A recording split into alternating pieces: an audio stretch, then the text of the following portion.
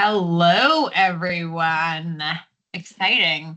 We were just chatting. We opened up beforehand that Chris is not able to shave his mustache because his little one will not recognize him if he does not, if he does shave it. So I'm not sure all of the mustaches that are out there. Jason, you're not sporting a stash. I am not supporting a stash. No. Yeah. No Doesn't stash. look quite as good on me as it does Deuce. Oh, stop it. Yeah. You look great. You look great with it. It's like full. So it's like it's a full one. And yeah. It might I'll have put to a stay forever. You might. I mean, or you need your wife is going to have to put one of the fake ones on and That's stuff right. if you're traveling for work or anything like that.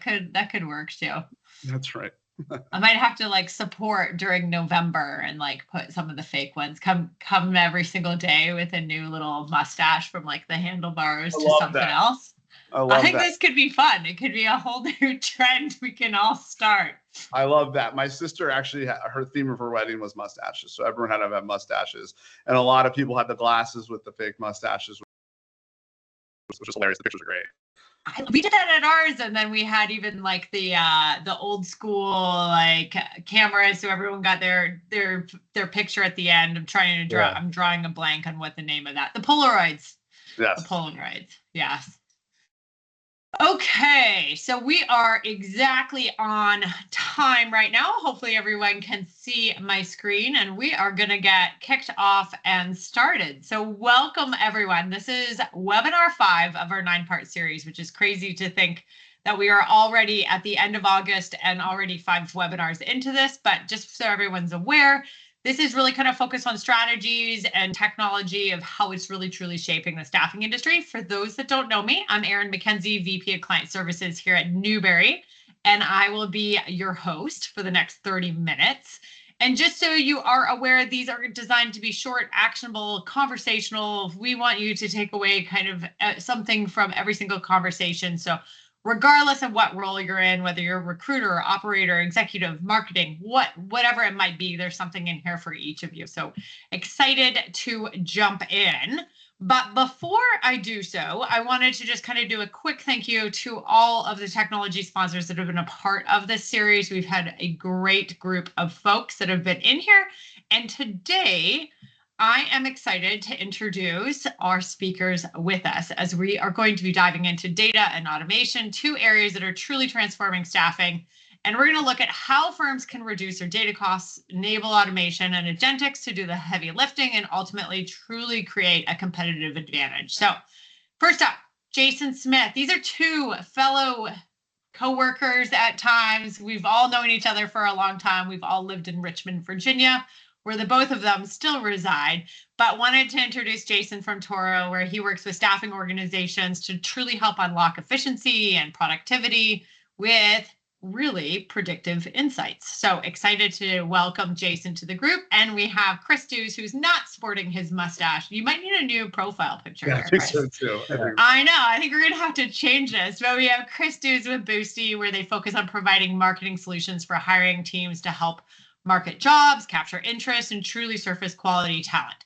So excited to get started. As you guys know, our kind of theme of everything for today is smarter data, faster hires, and less work. And we're going to break it down into these 3 true topics. So why data matters more than ever, how automation and agentics are doing the heavy lifting, and what new efforts are required to turn this into a competitive advantage. So we're going to give you kind of dive into all of this as we truly kind of get into it.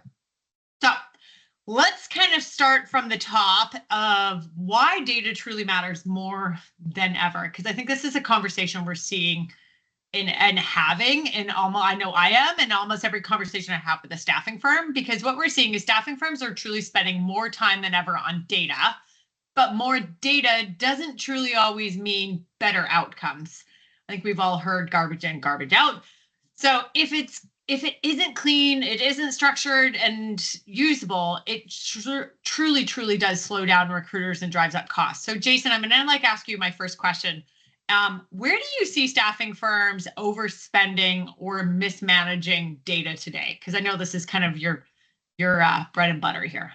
Yeah, thank you, Aaron. Appreciate it. Hello to everybody that's joined. I think the first thing is staffing firms still aren't taking taking advantage of all their existing proprietary data. Like, so much of the data that firms have and collect is what we call unstructured, meaning it's not specified to a field. So if you look at ATS, a lot of your communications, your text messages, your emails, your phone transcripts, are all unstructured, meaning that you can't search or easily report on them. So all those communications going back and forth where you're collecting a lot of the data isn't in a place where it's easily found. And what that ultimately leads to is recruiters, salespeople, they go into the ATS and they're looking for data. They usually start looking outside of the system because they don't trust the data that's there because the data isn't in the right place. So now they're going out to third-party sources, they're spending money, they're paying for multiple views. It's kind of the way it's always been in the industry. That's the for as long as standard I can process. remember. For as long as any of us can remember, yeah. And, you know, technology exists now to be able to correct that, to be able to take all of the structured data, understand what it means, and make sure it's in the right place so you're able to use it and reduce your views, right? Take greater advantage of the applicants that are coming to you. So it starts by investing in all the proprietary data you have, making sure it's clean, it's understood, and it's where it's supposed to be, so you can find any candidate with proper skills, licenses, whatever those are, they're searchable and available. I think that definitely is so true for so many people here, and a great perspective. I think super helpful for folks. So Chris, let me ask you, from your perspective, what are some wins that firms can find to reduce like unnecessary spend on data and tools? Yeah, and I think it actually fits great with Arthur's quote here, and piggybacking off of what Jason was saying is get your data into an ATS or CRM. Just get your data in there. You're already paying for these leads, you're paying for these applicants. We have a really bad history of repaying for these leads and applicants. So let's start getting things in there and then make sure it's stored and then categorized properly and leveraged, not lost. The way I kind of looked at it is like, if I were to go down, we think about sourcing these days. Here's just a quick story. It's like going to like the grocery market, buying a pineapple, cutting it up in a bunch of different pieces, eating 2 pieces of the pineapple, throwing away the rest, then going back and buying the pineapple again and bringing it back. So like the goal here is, if you're going to pay for a lead, get it into a system. And then I would like our industry to kind of start focusing more on how we track sources properly today. So I'm going to focus from an applicant standpoint. So today, people, they just kind of look at, does it come from, Monster Recruiter, LinkedIn? Does it come from this type of source? And what we're not tracking is the channel behind it, right? And here's a good example. If a lead were to come to our website, a lot of times you're just going to track it as a website or a career site lead. But there's so much more data behind that that's going to be better for us to be able to kind of drill in. For instance, was it an organic search? How did they get to my website? Was it a sponsored ad? Was it an email campaign? So this effectively allows you to sort the leads in my database. This is the channel, and then you get down into the source itself, which is the name source. And then we adjust spending accordingly, right? Like with that type of visibility, you can see, do I need to spend more money on SEO? Is it cheaper for me to do a different type of marketing than, the more traditional budget of blasting out to every single job board in the world and having people kind of respond? So the job boards are great, but we want to make sure that we have a good, well-rounded lead source and channel source, and we're identifying which one's working best for us. So really kind of using that lead source as how to truly drive, where should I be spending my marketing efforts across the board? Yeah, and it's like every other industry, but this one does that today. Like we do that today at our company. And like one of the things here is you want to have a nice landing page that's everyone's able to land to and convert them. That's how you're actually going to be able to track source and your channel properly. And then there's definitely a bunch of services that do that today, and your own website does that today. So I like to see us kind of change how we approach that today. And I also feel like I'm going to be looking at pineapples when I go to the grocery store now differently. And the thought of cutting open the pineapple, only eating 2, throwing it away, and then going back and buying the exact same pineapple. So exactly. I think that is a great analogy. So really, if we think about this on both sides, so I mean, cleaner data obviously essentially means faster hiring, But how directly does data quality truly tied to speed to submit and placement success, which I think a lot of folks on the call will want to know. So Jason, let me start with you on that. Once, if you start out with clean ATS data and all the information that you have on people is readily accessible, you can start to move to things like being able to run an auto match against a job and automatically send out a message to them. And if the data is in the right place, you're able to say, okay, do they have the skills, the licensing, the availability, the location? A lot of that's currently unstructured. So once it's in the right place, now when you run an auto match, you're going to get all the candidates that are available for that job, right? And if you know something about them, your messaging can be tailored specific to them based on past interactions, something you know about them. You're making it more personal, right? And technology to a point now where you can put all those things together, but it starts with the data being in the right place.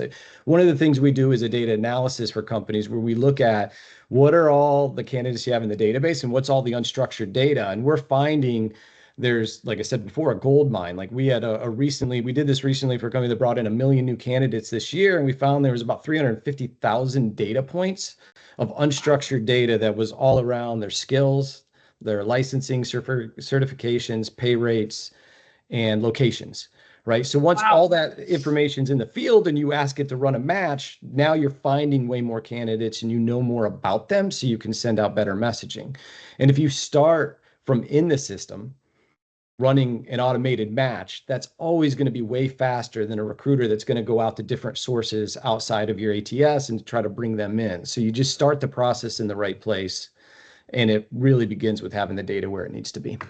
And you said something, because that's an extensive amount of data that you guys identified there. And you said something about personal touch. And I think sometimes we forget about that personal touch, and that data can really truly help with even extending that personal outreach and making our candidates really realize that they are being heard. We do see them. We are reading everything. And so that data can really help from that insight view. So no, I love that. Chris, let me ask you. So like when you think of like speed to submit and placement success, how does kind of data quality tie to that for you? I agree to everything that Jason just said. There's a gold mine in there. You need to surface that. You need to look inward first always. And that's something that historically we haven't done really a good job at. I think that we look at another process that continues to help grow that data as well, and keep it fresh, because the ATS, I mean, if we kind of look at the app from a candidate perspective, the application process is noisy today and it slows things down. So we're seeing a lot of bots showing up. We're seeing that there's some stale and legacy data in there that we're kind of talking about that we can go harvest from our ATS. But also, I think speed to submit really, it starts with a focus on cutting through that noise and identifying who's active talent and qualified talent. So if we're able to find, these are my quality candidates, how can we go tell if they're active? And that's different outreach campaigns, a different ability to kind of market out our number one asset, which is jobs, to those people to determine who it is, and then have a quality filter on the back end. And the outcome is simple. We see it every day. It's faster movement and stronger placement success. I think that's huge. So this is kind of like sets me up for our next section here, because truly when the data is clean, automation and agentic tools can finally kind of do their job, handling the repetitive tasks, so recruiters can truly focus on building the relationships, that personal touch. So Chris, let me ask you, when do you see automation driving the most ROI for staffing firms today without truly like overwhelming recruiters? Yeah, I think what we've seen since 2015 is the adoption of automation has really been, how can I make my recruiter more efficient downstream, right? Like how can I make my process, onboarding, placement, like it's just reminders, tasks, and different outreach reminders to our talent. And that's great. That's obviously something we need, but it can be disruptive. And it can overwhelm recruiters. It's a lot of its process change at the end of the day, and the recruiters need to make sure they're working within the system. So where I find really a lot of benefit is turning on automations that don't necessarily need the input or even the recruiter or sales rep know that's happening. It's more of a brand a brand outreach. And rediscovery is a great one. So running through all of my running campaigns that go through a bunch of my different talent that I'm not engaged with, having them send us new updated information like resumes, letting us know things that they're interested in, having them self-select the type of jobs that they're interested in. This will then easily flow back in ATS, and we can determine how active they really are. Is this someone I should probably pick up the phone and give us a call? So, if you're leveraging the automation in that way, you'll be able to cut through a lot of the noise. You'll be able to kind of get them on the phone relatively quicker. They're more likely to pick up the phone if they've given you the resume in a short period of time. So I think a rediscovery is probably the closest one to the dollar, in my opinion, and definitely is not overwhelming for recruiters. No, I think that's super helpful. I think that's definitely something that people will take home. So Jason, let's chat about the word that is kind of out there today across the board, which is agentics. And agentics are becoming truly the next kind of evolution of automation. For those listening, so that are unfamiliar with kind of what is the definition of agentics is kind of a new AI framework that uses modular, more agent-based reasoning to kind of structure and scale complex data workflows. And then it just kind of allows you to enable more accurate and efficient problem solving versus the prompt-driven approaches that were in the past. So kind of quick summary so you guys know what it means. But Jason, let me ask you, how do you see agentics shifting the recruiter's role? And what's the risk if firms kind of delay adoption in this technology forward? Got it. Okay. I think a lot of it goes back to what Chris was just saying. Like, how can these things run in a way that it's not asking for recruiter adoption? It's not new things we got to learn and do. They just go in and they do these things for you. So recruiters are spending less time on administrative tasks and they're doing more of what makes them so valuable, which is building relationships with hiring managers, with their candidates. And so for me, when I think about it, it's really thinking about like, all right, just categorizing what are the things that our team should be doing and what are the things that they shouldn't be doing, right? Yeah. And what can agentics and AI do for us now? Like a big example for me that I try to talk about is like, do we really need people to enter data anymore? Like by and large, we don't, right? Like we should be able to have integrations with the tools we're using, or we should have technology that picks up phone transcripts and text messages and emails and understands those and fills out all the field in the database. So if we take a step in an activity that they don't want to do, that we pay them a lot of money to do, and they don't, and take that from them and have agentics do that, that's a big step. They're happier, we're spending less money, and the data is more accurate. And it should also do things like scheduling, sending out nudges, doing things like pre-screening, all those other activities that we don't need people to do, and then categorize, okay, what are the things we do want our people to do, and training and putting our emphasis on them spending their time there. And if firms wait around, like they're going to fall behind in speed, they're going to fall behind in hiring management and candidate experience, and they're also going to fall behind in cost per hire. Right, which I think is a big one, right? Like, where are we spending our money? Our people are our greatest costs. They're absolutely worth it in every way, but we want them doing the one function they can do best, which is build relationships, engage, communicate with people. So how can we take those other activities away from them? Yeah, and to piggyback off Jason there, I think for the last at least 10 or 15 years, we've heard people kind of talk about this and how it works and how it goes. But there are services out there now that can do this relatively easy and kind of pull it all into one type of process. So like everything that Jason just said is absolutely spot on. And I would really highly suggest anyone that sees this to start engaging those firms doing it today. Because I do think there's some fatigue out there when we started talking about like the scheduling and things like that. But he's spot on. Like this is working these days, and you guys should definitely, if you've looked in the past and it didn't work for you, you should definitely take a fresher look at it again today. And this is really, because Jason, you hit on it. This is really looking at where humans need to be involved versus what technology can handle, exactly. And where we should really kind of leverage and focus on that side. So Chris, you said, there's a lot of firms, a lot of different technology that can help on this. Are you seeing any other kind of changes on that front, or? I think we see such a huge change in the technology stack that vendors like myself use and vendors like that Jason used today, that the modern day tech stack that we use to go deliver these services is fast, clean, and really scalable. Legacy back in the day, you'd have to have a couple PhDs kind of working and be able to filter through a bunch of the stuff. And you're updating it every 90 to 60 days. This is more real-time updates, and it learns as it goes in real time. And it's the quality of service now that we get from some of the tools and some of the new people that are investing in this type of technology, like the LLMs, the RAG models, and things like that. You're actually seeing some of what we were selling in 2015 actually working these days.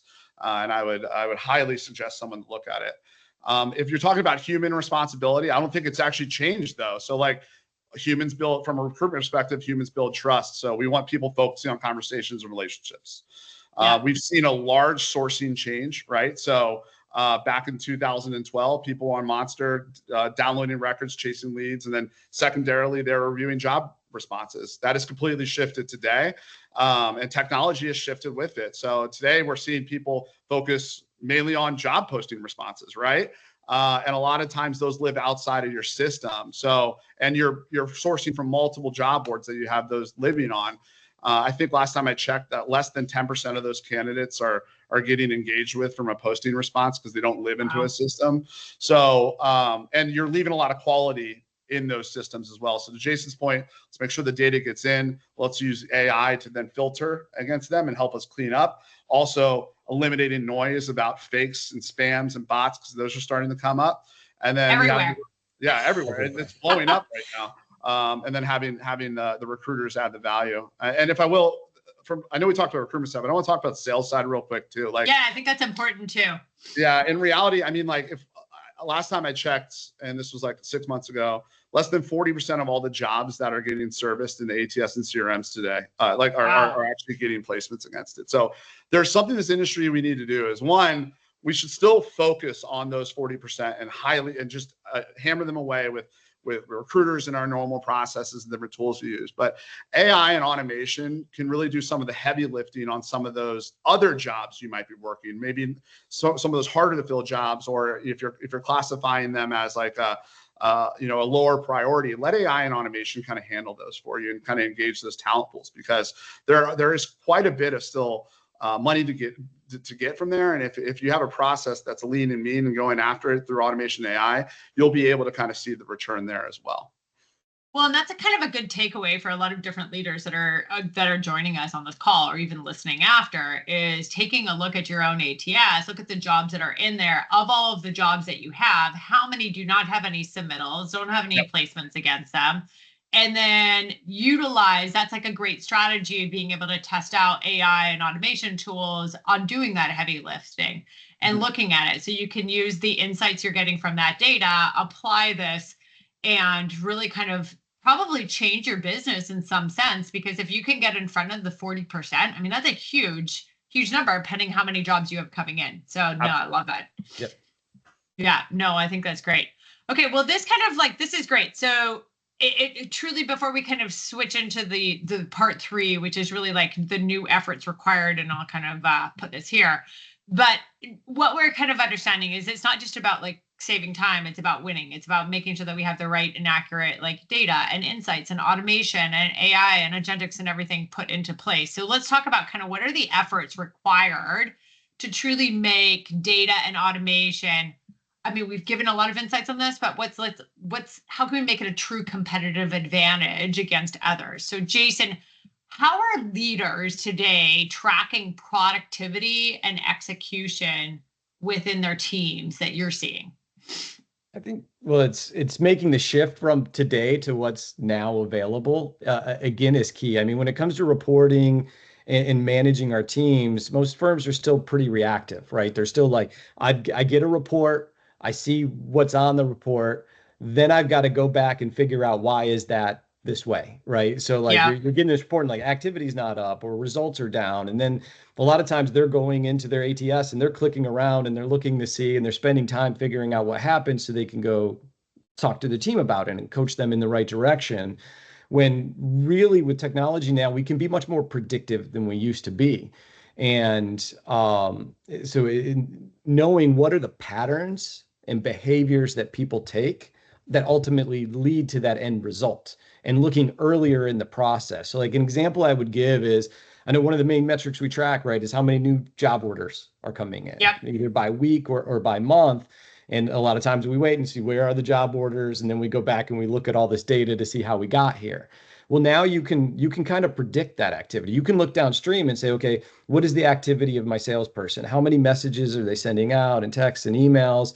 But you can also look at what are they actually sending, and you can see now what are the responses that people are responding to. Like, is it a quality response and they're really engaged? What is one salesperson saying and messaging that's getting that quality response compared to maybe somebody else that has different messaging that's not resonating in the same way? So now with reporting, you can get back to you as a manager and say, hey, here are the messages going out, and here are the response trends from each of the people on my team that's getting better responses, and understand, well, okay, maybe we should adjust our responses, because those are the activities that ultimately lead to new job orders coming down the line. So I think it's being able to track patterns and behaviors of communications, and are people really engaging with your team I think is a that's good example. huge. Yeah, I mean, you said something at the beginning of our conversation, which was truly looking at it of taking a more predictive approach versus reactive. And I think that is like that summarizes it. If you can take the data and you're capturing the data, you really have that advantage over others by being able to predict the responses. How do you want to form them? I think that's huge, creating the message and just kind of building even stronger relationships across the board. So I think that's a huge kind of indicator there. And then Chris, let me ask you, so like, how do you help firms build kind of a culture of adoption? So some of the tools, because you did reference tools earlier, but so different tools don't truly become shelfware, because I think that's like a big problem with our industry today. First of all, I want to say, Jason, I love that too. And you're 100% correct. Like, and that all goes back to the theme of getting the data somewhere so that you can have a system sits on top of it, right? So it makes it easier. That actually brings us into this adoption question. So I would avoid complexity. And I know that's easier said than done when we talk about adoption, but this industry has had it doesn't have the best track record on adopting technology. So I would steer clear of a really complex, heavy configuration tool. And I'm not talking about your ATS. I'm not talking about your middle and back office. Those things are going to have a lot of complexity, and you should have your focus on it. But if we move up the funnel a little bit, we're talking about making things more efficient. That's what I'm talking about. The service just should fit into your workflow. Like as much as staffing has different approaches on how we recruit, it's pretty much similar if you think about how we go through a qualification interview and then a placement. So I would look at tools that fit into that workflow, so your recruiters don't have to change what they're doing on a regular basis, that they're going to operate the way that they're going to operate, and then just keep it simple. Choose technology that doesn't need a big rollout to drive these efficiencies. That automation just comes with just a click of the button, that AI is doing the things that Jason just explained, that it's servicing all of these different predictive analytics and things that you need to work on with really just a couple clicks of the button and a username and password to your API. That's really what the world we're going into these days. So keep it simple, keep the rollout small. That's going to help drive better adoption and less shelfware. Okay. I have a question for both of you guys as we're like nearing the last 3 minutes. If you had to advise a staffing leader on kind of one new effort to prioritize in the next 90 days, what would it be? Jason, let me start with you again. Yeah, absolutely. Everybody's looking into their budget and investing in AI and all these technologies, and they want to make a big impact for the team, and we get it. My advice would be run a data audit first. Like, really look into your ATS, into your CRM, and understand what data do you have, how much of it is unstructured compared to structured, and get a good place for where you are, because a lot of these things that we're bringing in, the agents or tools downstream, are only going to work if the data is in the right place. So it's first, do a data audit, understand what you have, what you don't have, and where you need to correct, so these other tools can be successful down the line. I couldn't agree with you more on that. Chris, let me ask you the same thing. What would you recommend for leaders to prioritize the next 90 days? Breaking into from a candidate perspective, candidate-facing automation, you don't have to adopt. Make it dead easy to start engaging talent and qualifying them. Automate and use AI as much as you can on the candidate acquisition and engagement side. From a sales perspective, I'd like to see this industry take a modern day approach to marketing. That looks like adopting marketing process that drives awareness through omni-channel approach. That's email, targeted ads, sponsored ads on LinkedIn. That's banner ads. It's everything in the world today that everyone else is using, and for some reason we're not using in this industry. And then pair that with, and I'm going to slow down here, pair that with easily digestible content. So omni-channel approach, easily digestible content, so you can start tracking these leads activity and have an easy conversion page. If you do those things today and you focus on that, because there's no silver bullet on the sales side, you're gonna have to spend a little bit more time. You're gonna see more leads show up, and you're gonna have a better conversion rate. Tracking, keeping the data. I mean, it's all gonna provide insightful information across the board. Okay. So we've got 1 minute. If you guys were to give me one word that captures the future of data and automation and staffing, what would it be? Jason, let me go with you. I will go with change. I think that's perfect. Change is everywhere. Chris, what about yourself? Simplicity. Ooh, I like that one. Two strong words. So you guys, I have to give a big thank you to Jason and Chris for joining us today. And thank you all for making time to kind of be here. I will be following up with the actual recording, some key insights. If you haven't signed up for the last kind of webinars, please do so. Even if you can't make it, that's all right. We'll give you all of the recordings after. And our next one, we're taking a break next week with the holiday. Our next one is on September 9th around Shift Happens, where we'll explore all things healthcare. So a fun little naming convention on that one. And you guys, once again, thank you to all of the technology partners that are making this happen. We truly appreciate all of you. So please sign up. And thanks again, Jason and Chris. And we'll see you guys very soon. Have a great one. Thank you, Erin. Thanks, everyone. Bye. Bye. Great job.